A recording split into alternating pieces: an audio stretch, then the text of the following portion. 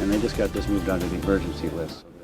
That's San Diego City Councilman Scott Sherman getting a first-hand look at storm drain problems residents feel that city crews have neglected for months. Team 10 has been asking questions about drain pipe issues since the early January storm barreled down on San Diego, and Team 10 investigator Adam Rakusin is here taking the concerns of those neighbors to the city. I'm just curious, what did you find out? Anything being done? Well, you know, the city says those storms that we saw in January were historic, and as we saw, some storm systems failed.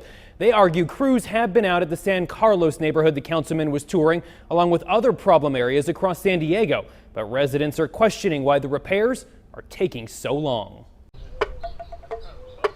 Now it's kind of like almost like the depression, you know, of like, geez, this is really happening. Reality is setting in for Guy Lawyer. The house he grew up in on Cabaret Street flooded.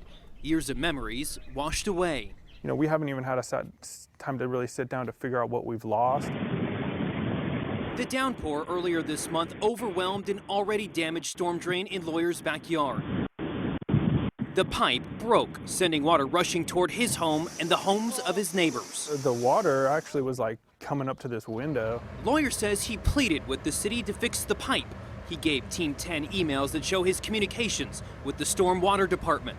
Lawyer also gave the city pictures that chronicled the urgency. I kind of feel they could have done something. The gravity of what happened over at Cabaret Street is what's shining a light on this now. A few miles north in San Carlos, another pipe causing concern.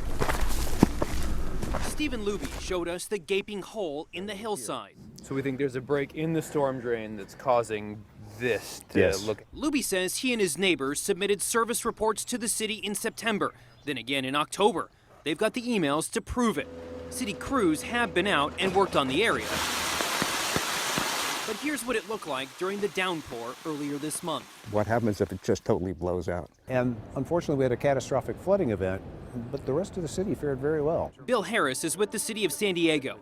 Harris says they have teams looking through every maintenance report and request. They also dispatch crews to see problems firsthand. We do have priority lists. We make determinations about which ones we think are urgent, which ones we think can be part of a larger project, whatever it may be. Harris says the city had been working on both San Carlos locations, even bumping them up the list.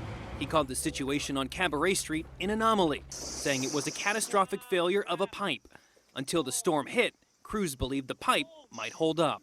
But we're working today literally in South Bay, literally in the north part of the city, throughout the entire city, looking at projects, looking at potential projects that are helping us avoid problems like that. But it's little comfort for families hoping to avoid a flood and those who've already been through it. You know, we're gonna have to redo all this.